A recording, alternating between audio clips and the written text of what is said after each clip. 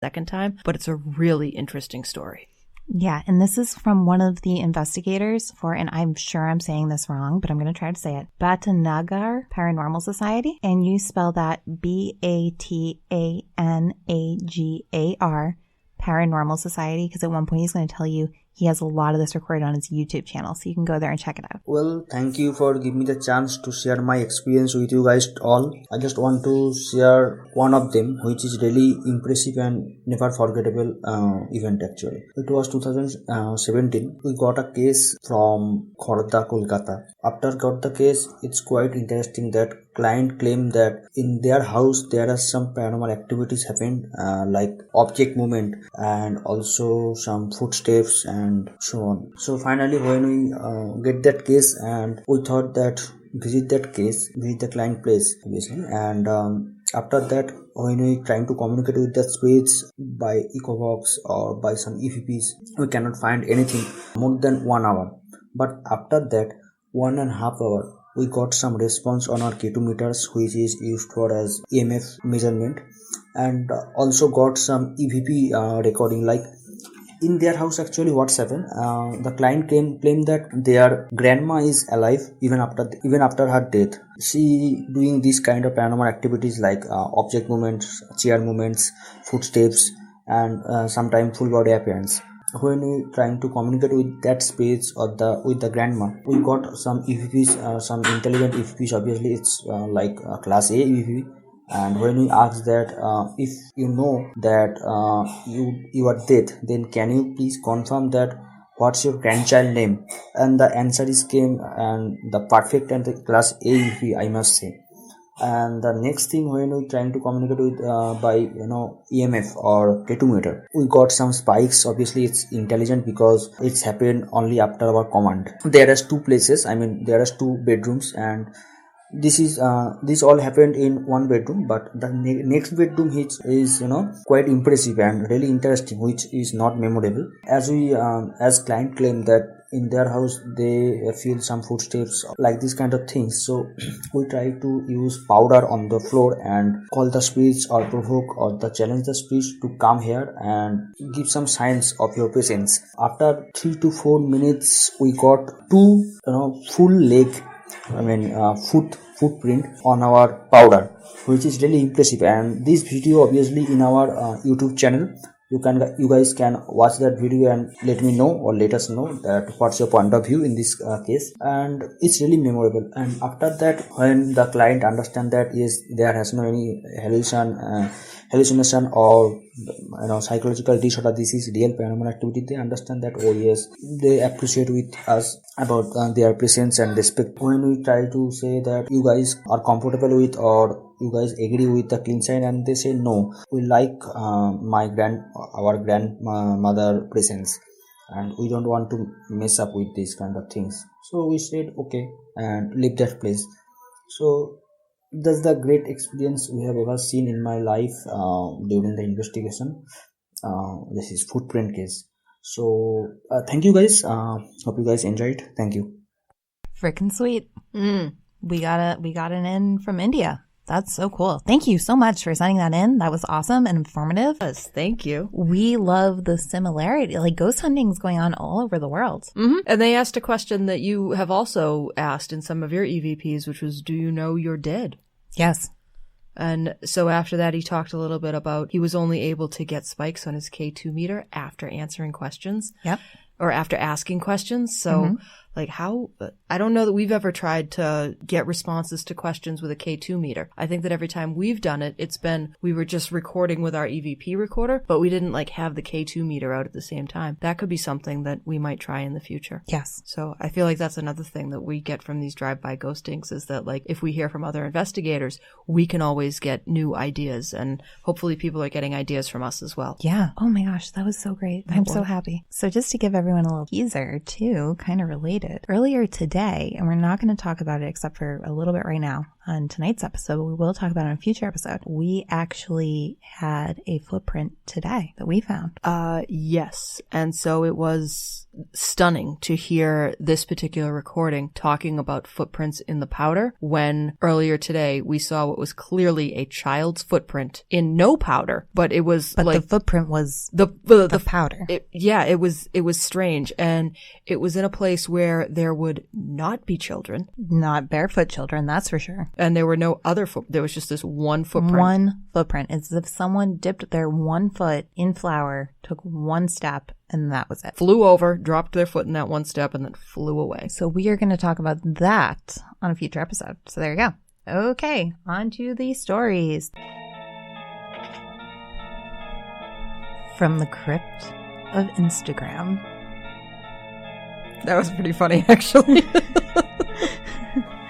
AKA someone DM'd us. Hello, I wanted to stop here and write to you guys and let you know I started listening to your podcast yesterday. And since then, I have been enjoying it. I love the dynamic you guys have and the stories you tell. We could have cut that part out, but we wanted. Yeah, we didn't actually write this story to ourselves or anything, but Amelia definitely, she voted on keeping it in. And yeah, I mean, there are certain things I'm just not going to fight about. Amelia, what can you say? Also, I wanted to tell you guys, we're back on the story. Also, I wanted to tell you guys a story that happened to me when I was little. Back in the day, I used to live in an apartment in New York with my aunt, cousin, and my aunt's husband. One night, I was sleeping. Me and my cousin, we used to sleep together in the same room. I opened my eyes and I see this tall white man standing in front of me, but at a distance from my bed. He was tall, his clothes were all white. He was a young man, like in his 30s. He appeared every night and I was the only one that could see it because I said before, I used to sleep with my cousin and she never saw this entity. I was the only one that could see him. Every night he just stood there and looked at me. He never harmed me in any way. He never spoke to me or anything. He just looked at me. So every night I cried because I didn't want to sleep in that room. One day when my aunt went to pick me up from school, she told me that when she was at the house alone, she saw the same man I was seeing in the room. And she told him to leave, and after that I never saw him again. Later on, I told my mother about this, and I described how the man looked, and she told me that she used to see the same man when she was pregnant with me, and that he used to do the same thing and just stood there and looked at her. I just wanted to share this with you guys, and if you could tell this story on your podcast as well. Like I said, I love your podcast and keep up the good work. I'm 28 years old now, and I still remember this mysterious man every now and then. It's engraved in my mind. From Pamela. Wow, Pamela. Thank you for the story. That would be really unsettling as a child to think that every time you were going to sleep, somebody was going to be standing there watching you and that you are the only person who can see them. So not only are you frightened of this person, but you're a little bit frightened of your own sanity at the same time. Why am I the only one who can see this? And then to get that confirmation from your aunt and your mother when you're older, that's spooky. Well, and I like how she said that the aunt saw him and just told him to leave, and they never saw him again. Yes. Like, I feel like we talked about that with Tim last week, and we've talked about that before, like when we went to Beverly, about just asking the spirit to go. Yep. And so, again, another story where it works. Yes, that was a great story. Thank you so much. And thank you so much for the compliments and for listening to us. Okay. Oh, yeah, we're definitely all about compliments. Yeah, please send us more compliments. Okay. Have you gotten any of those shirtless pictures yet? Yeah, I'm done dating. I don't care anymore. Tim was right. I got ghosted. No, it was a mutual ghosting. We stopped talking. It's not really ghosting. We both You ghosted each other. Yeah. Fair enough. Anyway, if you listen back to our Wyndham episode... No. We don't need to pay that up. Amelia is looking for shirtless pictures. Amelia's not looking for anyone. She'd like for you to be wearing pants, but... Okay, Beth, are you ready to read our next spooky story? I can absolutely read the next story. Our next story is untitled. How did we get this story, Amelia? This is from Bryce. We got this story in the Unbeliever Network pre-show. Really? Yes, if you are an unbeliever, there is a group called the Unbelievers Network, and they play our podcast every week as the pre-show before the Unbelievable podcast comes out. They do? Yes. That's amazing. Yes. Thank you so much. Yes, thank you for doing that. We're actually going to read a story. Our last story is going to be from the guy who does that, so thank you. And thank you, Bryce, so much for sending me this. So this story, as I said, is untitled, but here it goes. Where I lived in Wilmington, North Carolina, there was a lot of Civil War history and Native American history around the area. I was sleeping on my friend's couch. My buddy woke up in the middle of the night and said there was a man standing over him with a cowboy hat on. He came running down the stairs to the kitchen on the first floor over by where I was sleeping. He explained to me that there was a man standing over him whispering into his ear. The next morning, the other roommates woke up and overheard us talking about what happened. All 4 of us that were there that night woke up to an old man whispering in our ears. That's when he explained to his roommates that there was an old man standing over him the night before. We found out there was a cemetery around that area where a lot of unknown Civil War soldiers were buried. The only thing my buddy remembered was the man had a really mad facial expression. I can really remember the old man. I thought it was a dream until my friend told me what happened to him. That house was haunted as hell. They have a lot of other stories. I'll have to ask him. This happened about 10 years ago. Bryce. Thank you, Bryce. Thank you. I love that story. I'm a big history buff, so I definitely like, obviously, ghost hunting, but I knew you would like that one because it does have history involved. And have you been to Gettysburg, Pennsylvania? No. I went once when I was much, much younger. I would definitely like to go back there again. I feel like it would be similar to that North Carolina story. Yeah, very haunted, very spooky. And I like in this one how like multiple people were involved. And they all saw the same scary dude looking at them. Yep. Who looked mad. Clearly he was unhappy that they were there. Spooky. If he hangs around there all the time, I mean, he's saying that there's other stories. Bryce, you got to send us your other stories. Yeah, or at least, like a story from each person who's ever had a haunted experience in that house. We could definitely use a lot of stories. It's true. We have so many episodes coming up, and we need to add some more drive-by ghosting. So send one every week. Send 2. It's all right. Okay, you ready for our next spooky story? I sure am. This next story is titled A Bama Story from the Gram. 6 years ago, I moved from Mississippi to Alabama to be with the love of my life. I moved into his 80-year-old dairy farmhouse where his family lived for generations. I've never heard voices or seen any ghosts, but other strange and spooky stuff has happened. Our bedroom seems to be the main place the activity happens. There is trouble with the lights in that room.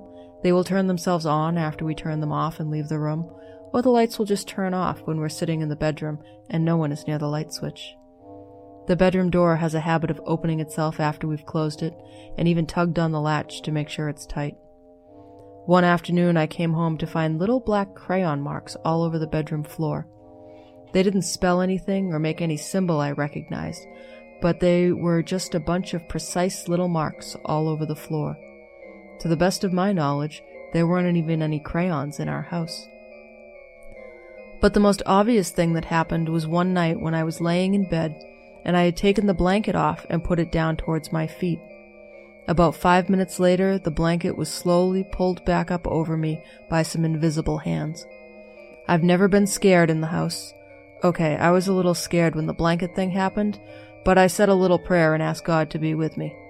And my husband says it is the spirit of his great-grandma who lived there once. He says his great-grandma was real funny and playful and a loving person. I've never much believed in ghosts, but there have definitely been some strange things happening here.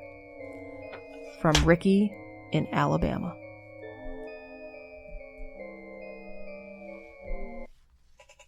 Spooky. Now, do we think that Ricky might have a poltergeist? I don't know. There was deep thought going on there. Yeah, I really thought about that one. It depends on your definition of poltergeist. Many people have many different definitions. Okay. So I think one definition is that a poltergeist is any spirit who can move any item. Okay. Some people believe poltergeist is numerous spirits, kind of like just a big flow of energy. It has a lot to do with being within a vortex. So kind of similar to the movie Poltergeist. Okay. Some people, we actually had someone comment on our Instagram not that long ago saying they felt poltergeist, it had to be connected to a young child. Okay. So some sort of child with an ability to work with spirit or mediumship or whatever. All right. So yeah, I think it depends on your definition. Okay. It's definitely a